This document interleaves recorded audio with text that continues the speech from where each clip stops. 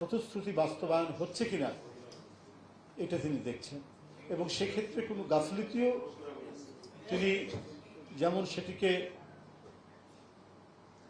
পাত্তা দিচ্ছেন না বা সেটির বিরুদ্ধে তিনি কঠোর ব্যবস্থা নিচ্ছেন। যদি কেউ গাফিলতি করে, সে কি বলে যে আমলাতন্ত্রের লোক হোক, ব্যুরোক্রেসির লোক হোক, রাজনৈতিক লোক হোক, শক্ত হাতে তিনি সেটা পদক্ষেপ নিচ্ছেন। আবার জনগণকে তিনি তার কথায়, তিনি তার বক্তব্যে উদ্বুদ্ধ করছেন। যারা কাজ করছেন তাদেরকে তিনি অনুপ্রাণিত করছেন। তো সুতরাং আমি বিশ্বাস করি এই বইটি পাঠ করলে আপনারা এই 5 মাসে আমাদের সরকার, বিএনপির সরকার বা জোট সরকার, তারেক রহমানের নেতৃত্বাধীন, তার প্রধানমন্ত্রীত্বে তিনি জনকল্যাণে এবং জনস্বার্থে এবং সামাজিক নিরাপত্তা বেষ্টনী আরো বিস্তৃত করার জন্য যে উদ্যোগগুলো গ্রহণ করেছেন এবং যে উদ্যোগগুলো এখন বাস্তবায়ন হতে চলছে, তার একটা মোটামুটিভাবে বিস্তৃত বর্ণনা এই বইটির মধ্যে পাওয়া যাবে বলে আমি বিশ্বাস করি।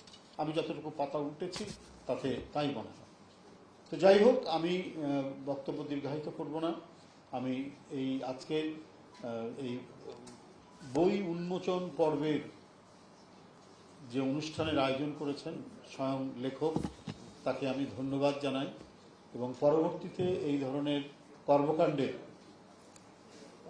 তিনি বই লিখবেন, এবং এই বই লেখার মধ্যে দিয়ে আজকে যারা অপপ্রচার করছে, সরকারের বিরুদ্ধে কলঙ্ক লেপনের চেষ্টা করছে, যারা এই সরকারকে নানাভাবে তার কাজে বাধা প্রদান করছে,